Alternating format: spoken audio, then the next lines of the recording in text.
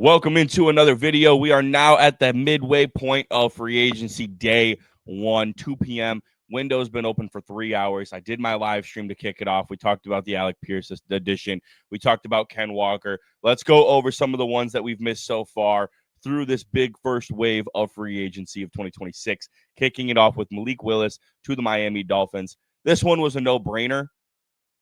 Jeff Hafley, Packers exec hired as GM.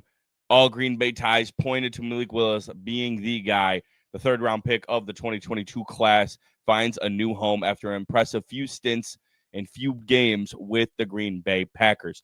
I talked about having buyers beware with Malik Willis. If he can't get that, $35 million contract, I would be worried about that. They got him at under $25 million APY. Phenomenal deal for the Miami Dolphins. I think that is a good risk right there. $45 million guaranteed, 3 years, $67 million range. I think that is a very good contract for the Miami Dolphins. That puts them at around, 2-year, $23 million contract. They can cut ties with him after that. There's a lot of moves we got to keep up here. This one, Isaiah Likely, I really like this one. He is going to the Giants, signing with the Giants and his old head coach, John Harbaugh. Jackson Dart gets a nice, fancy, quick weapon added to the mix after they just lost a weapon. That should be coming up shortly after this. This was a big one here.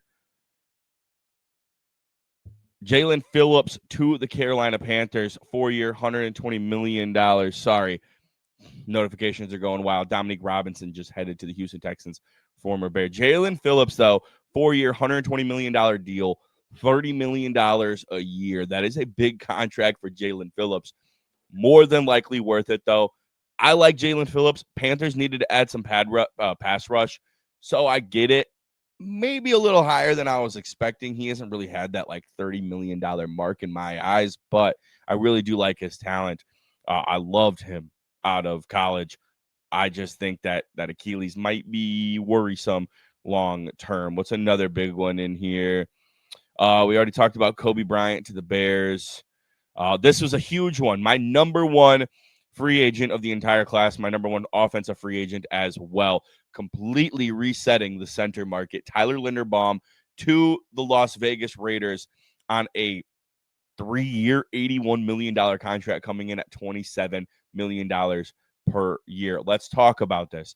Why did Tyler Linderbaum get so much? One, he was the number one guy on the market. He's an amazing center.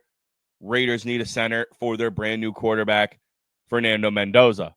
That's number one right there for you. Number two, they probably had to outbid a good competitive team by a few $1 million to convince him to come there and win, or to risk losing for a season or two as Kubiak and Mendoza figure it out and as they build this thing from the ground up in Las Vegas. That's going to take some convincing for Tyler Linderbaum. But still, 23, they had the money to spend. They could afford it. They've got a shit ton of cap space. But at the end of the day, though, this is still insane. This is record-setting money right here for the center position. Next highest paid player is Creed Humphrey at $18 million. He got $9 million, nearly doubling the center market, which is absolutely insane. Let's keep it going here. Linderbaum was a big one. We already talked about Phillips, Linderbaum. ETN to the Saints, getting around $13 million a year. Am I just losing my mind here?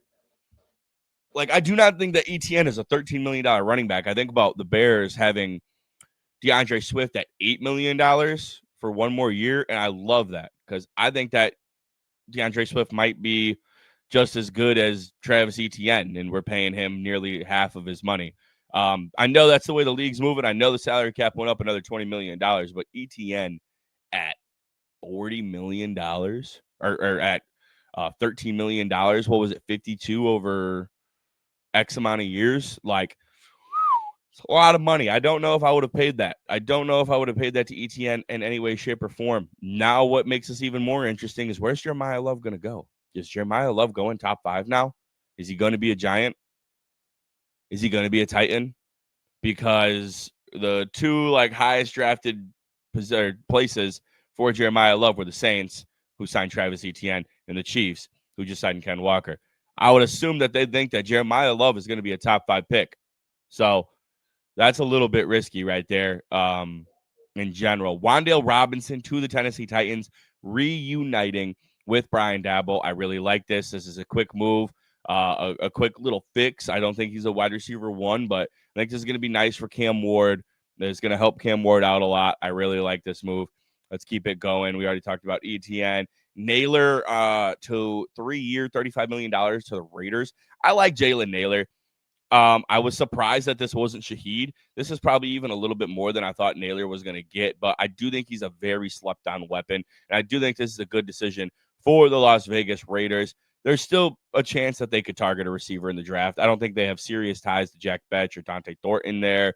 Jalen Naylor is, I think, probably going to come in, and you probably want him to be your wide receiver too. They could make another splash there, make another signing there, draft one with their second-round pick. Who knows what the Raiders do, but solid value, good payday for Jalen Naylor, good for him. And there's a big one right there, 3-year deal with the San Francisco 49ers, the legend after 12 years in Tampa Bay is making his way to the other Bay, and that is San Francisco, going to the Bay Area, 3-year deal. Money not official yet, I don't think. Probably is. I might have missed it. There's so much going on. But overall, wow, what a deal. 3 years. Wasn't expecting him to get that in any way, shape, or form. Don't think I would have given Mike Evans 3-year deal, but that's what the 49ers did. Brock Purdy's got a new weapon. I really like this because I do think that it's going to be good for the 49ers offense.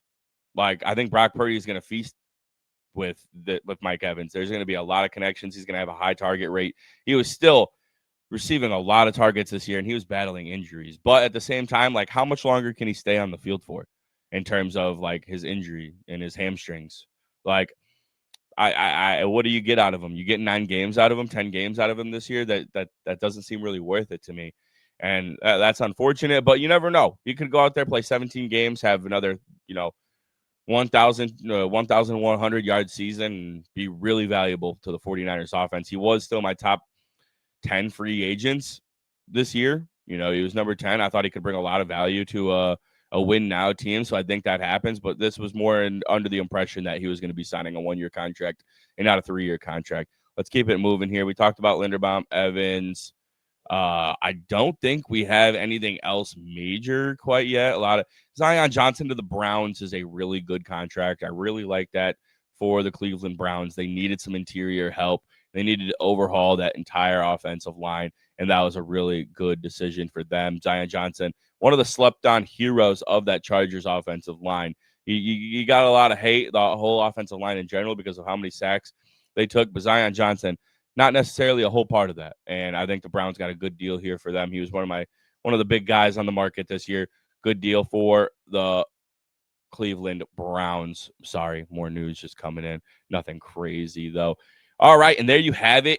We talked on Malik Willis, Mike Evans, some of the bigger names as we enter into that midday part of day one of NFL free agency. Really good stuff. We still got a lot of guys available. Trey Hendrickson, Adolfo Owe, Devin Lloyd, Boya Mafe, all still available. Kyler Murray, before of my top 5 and 6 of my top 10 offensive free agents have been signed. Offensive guys going off the board. Linderbaum to Vegas, Pierce back to Indianapolis, Malik Willis to Miami, Ken Walker to Kansas City, David Edwards, offensive guard, to New Orleans, and Mike Evans to San Francisco. We didn't touch on David Edwards as well, but David Edwards, a really good signing for the New Orleans Saints now that they have a new running back.